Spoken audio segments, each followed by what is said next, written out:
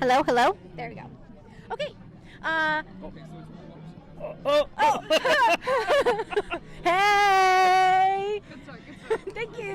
What's up? Hi. Hey, it's another bonus episode for the month of April. You guys are so lucky. This is Russia Fear on the road. Coming to you live on location from Gainesville, Florida, at the University of Florida, in the state of Florida. So much Florida. For the second year in a row, we came on out to the University of Florida to check out Swamp Haunters Haunt for April 2025. Last year, it was a Mardi Gras theme, which was so fun, so exciting. And it looks like this year the theme is Spooky Summer Camp, which, as a summer camp girly growing up, I am very excited for. How about you? I never experienced summer camp growing up, and so my only experiences of summer camp have been in a haunted setting, whether that was Camp Crystal Lake at Horror Nights or now this one, or I'm sure there have been other haunt examples of camps that I've seen, but those are the two that come to mind.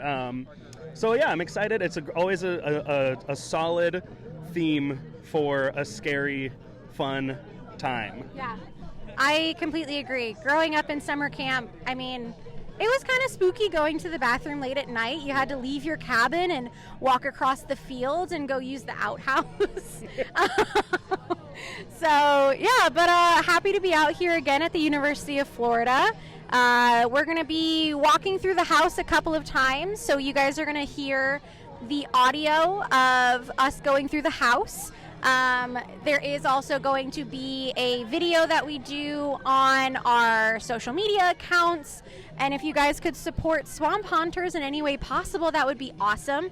They usually do 2 haunts per year, one in either March or April, and then one over the weekend of Halloween.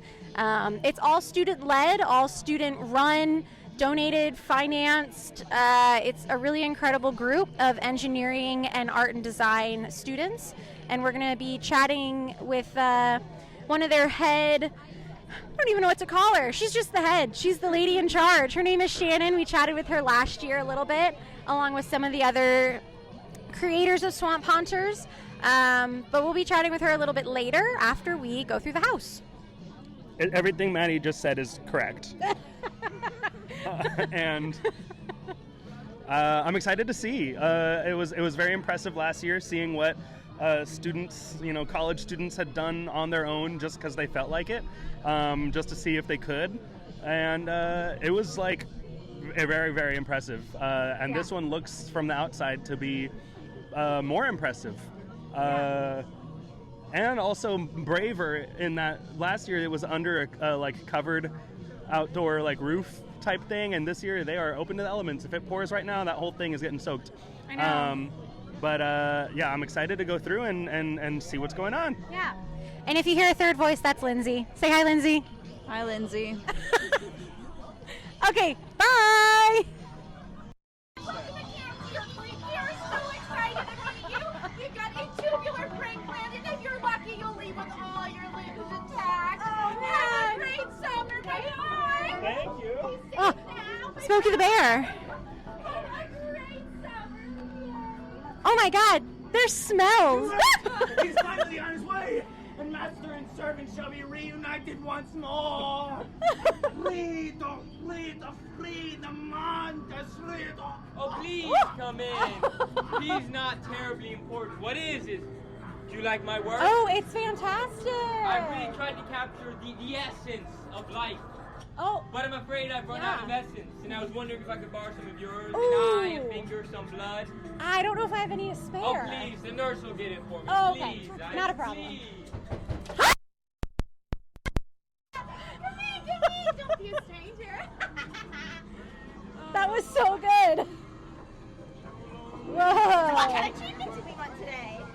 Oh, he said he needed essence, but I don't have any left. Oh, I know it'd be good for that. Maybe a Lola body. Ooh, spooky. Help, go! Hurry before they get you too! Uh-oh. Return to yourselves! Oh, no. Please! He's coming! Get out while you still can! Huh. Run! Ah, Go! that poor guy. Go! wait, we're back.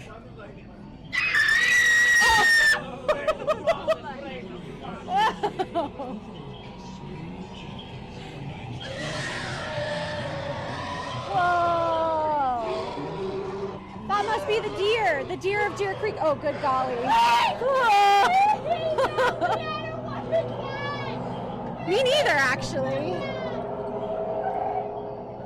Oh, no. Oh.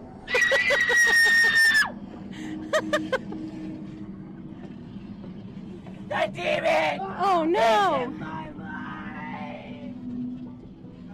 I know. I don't want him in anyone's mind. That Avoid sounds bad. them. They're insufferable! Die, die, die! The demon awaits you in his lair. Was it not the deer?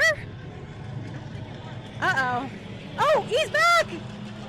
No! Oh! Oh my goodness! Very cool. Guys, that was great! impressive. That Oh, was yeah. so good! Was it totally? And go. We just got out of, I don't know what it's called, but it's Camp Deer Creek. And that was very, very good. Yeah, I loved that. I agree. I'm a big fan. Some standout things. I really liked how we passed through this one like camp Yes! fire area three times. And you know what It that is felt different every like? time. It was. It felt like Blood Moon because you saw that little Oh, courtyard yeah? through multiple different windows and you walked through it multiple different times. Sorry. I always forget my tiny mics are not the best. No, but that was awesome. That was awesome. I 100% saw elements from Howl-O-Scream and HHN. Like, yeah. so good. Such a good time. I also, another Blood Moonish element that I saw, or really just HHN has been using this a lot more lately. After we left that campsite area the third time, we went into like this red place where like this guy was like, the demon's in my head, and he had 3 boo holes that we walked around. Yes. He was like in this middle area and we walked around it and he scared us 3 different times. It was great. It was giving Insidious. Yeah. And there were some great like prop pieces. It felt long. Yeah. It felt a lot longer than what it looks like from the outside. So yeah, no, very impressed. And I think that you crossing through that center area 3 times helps that. Yes. Because that space, using that same area 3 times means the path can be longer because you can go back to it. Yeah. No, it was awesome. I'm excited to talk to Shannon about it and hear what their input was. But just from an experience point of view, like definitely stepped up from last year for sure. Oh yeah, absolutely. And I mean that's the best part about seeing something grow like this over the now 2 years that we've come and see them. Like just the growth from March or April of last year has been incredible. Like I don't know, it was just so neat. And there were scents. It smelled like a Christmas tree farm Yeah. in the middle, so they were using their smell scare tactics, which is always fun. Definitely something that HHN does. And I mean, maybe Howl-O-Scream. I don't know. I can't remember. I feel like I black out every time I go to Howl-O-Scream. But yeah, no, that was fantastic. Swamp Hunters, great job. You know what else it reminded me of was because obviously they don't have the budget or necessarily the means to do pre-recorded triggers, so it's all vocal storytelling by the performers, which felt very like Sir Henry, Yes. and what HHN was originally, but just like actors who have a spiel and they're communicating their little piece of the story on like a little speech. Yeah. Felt very Sir Henry to me. In all of these are in the best way, like taking Yeah. the best things from all of these various Yeah. haunts. Not to say that obviously like the big ones like HHN and Howl-O-Scream, and then probably the biggest independent one, which is Sir Henry. Yeah. Or the biggest independent one I've seen. I've never been to like Screamageddon or some of those other bigger independent ones, Yeah. but yeah, like taking all those best elements from all of those and doing it on this small scale, small budget, but still just as effective. Awesome. Yeah, incredibly effective. And I think the one thing, because what I remember the most from Hollow Scream, since I just mentioned I black out there sometimes, the one thing that Not from drinking. Yeah, not from drinking, just from being so spooked and it being very crowded. But I always remember exiting or like going through the house, and the scare actors are saying, she's in my head, or something to those effects, but then we never actually find out who that is. Unrelated to the storyline. It's just an easy thing to say to make it spooky. Yeah. Well, as I'm sure you heard as we were going through the house, it was the demon is in my head. Yeah. He's in my head. And then we saw who he was, not once, but twice. Yeah. So honestly, A+ storytelling on Swamp Haunter's part. Yeah. It was Yeah, awesome. I was going to say something not nice to not Swamp Hunters, but I'll keep it in my head. Yeah, we'll keep it positive. Yeah. It was awesome. No, but that was fantastic. The storytelling was A+. Thank you for telling us who the big bad was and showing him twice, and he was in fact pretty spooky. Deer skulls are spooky. Yeah, it's giving Yellow Jackets. Yeah, it was the way it was presented was in such an unexpected, unique way that immediately, as soon as I saw it, like I knew what was happening, but I was just like, "Whoa, nice! That is what a creative, execution of this character. Like, I loved it. Yeah. Yeah, I would love to see. Like, I would love a drone shot of up above what this looks like down. That would be great. Because from the outside, it just looks like a bunch of like wooden planks circling like in a shape, and the haunted house is in the center. But I would love to see what the actual walking path is bird's eye view. from up above. I think that'd be so fun. Yeah. But yeah, fantastic. And I think we're gonna go try and chat with Shannon. Yeah. Yeah. Okay, bye. Okay, we're here. Again, we just went through. You heard our thoughts on this experience that we have just done, and we're here talking to one of the leaders of this team. We talked to her last year, so if you heard that episode, you've heard her before, but she's back again, returning guest. Shannon, introduce yourself and what you do here and what this is. Okay, well, I'm happy to. I'm happy to be talking to you again. I'm so excited that you guys were able to see the show. It's been a real labor of love the past few months for us. So I'm the creative director of Swamp Haunters. I have been for the past couple of years now. I'm a senior architecture student here at UF, so I oversee the creative operations, as well as anything else that I need to step in and do, just to make sure that the project gets done. We all kind of jump in and take on different responsibilities. But that is my focus, is overseeing the creative direction, the artistic elements, the art and design, and that ranges from the very early stages of concept art to the very finishing touches on our themed finishes and our set design right before we open. So I know we're passing a tiny microphone back and forth. What would you say, or kind of give us the rundown of like what the storyline is for this year's haunt and where that inspiration came from and how we got there?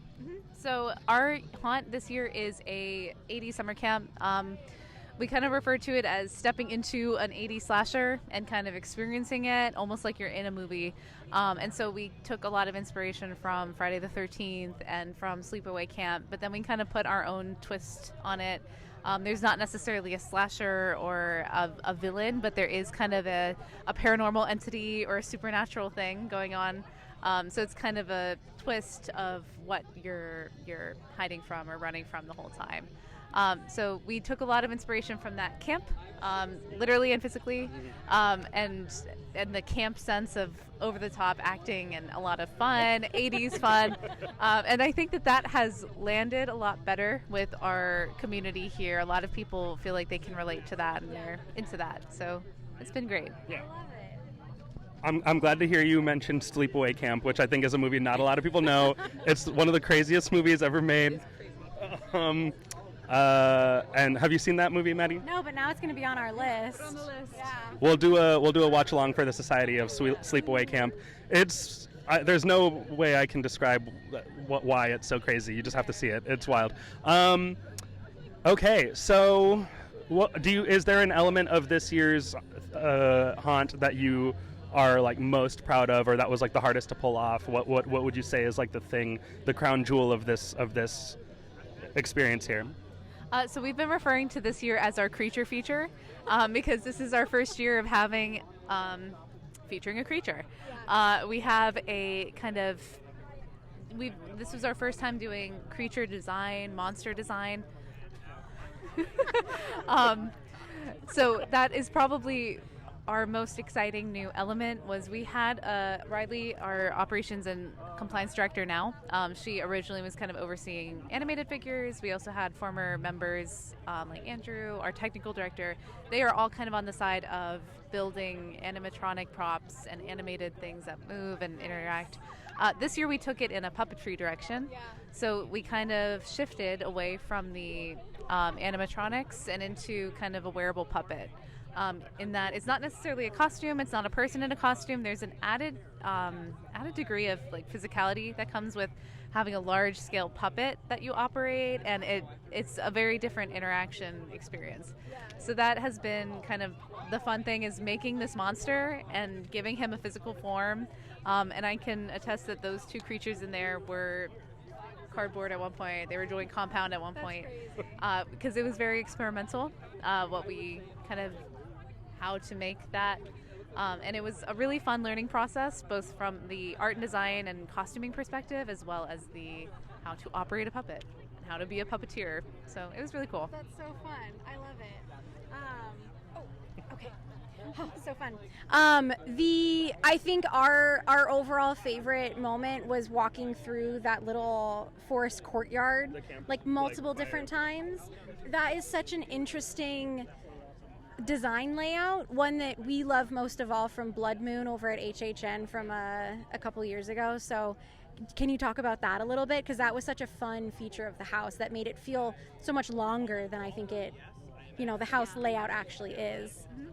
Yeah, for sure. The plan was a very important part of this year's house, because it was supposed to have that element of like you keep returning to the same scene, and we have a really dynamic actor in that scene, and you keep seeing him again as a recurring figure, and so that was inspired by Blood Moon, because we absolutely loved seeing you keep seeing the same thing, and it's reinforcing a motif kind of, and so we were like, well, our Blood Moon for this house, or our motif, is the campfire. So you should just keep coming back and seeing that, and it's different every time because you have more information, and you've met more figures along the way. So that was our inspiration for that. So hoping someone will cut that off. So that was our technical director, Amon. He came up with that kind of circular plan, and he actually designed that plan for another theme. I won't disclose what that is, in case that ever does come to fruition again. But the plan for this house was initially intended to be something else. And then once we kind of settled on a theme, we did our voting procedure. Then we were like, actually, this could still work in a very interesting way that we never would have imagined before. So it was important for us this year to have that kind of different plan that makes the most of our space and most of our materials, but also lengthens the experience. So it was awesome. I'm glad you guys noticed. Are there any other like direct inspirations from other haunts that you could point out? Because that was definitely the big one that I wanted to hear if that was like if we identified that correctly, which it's fun that we did. But there were some other things in there that I was like, this is reminding me of something else too. And so like I'm curious to hear if you have other like inspirations for different elements in here.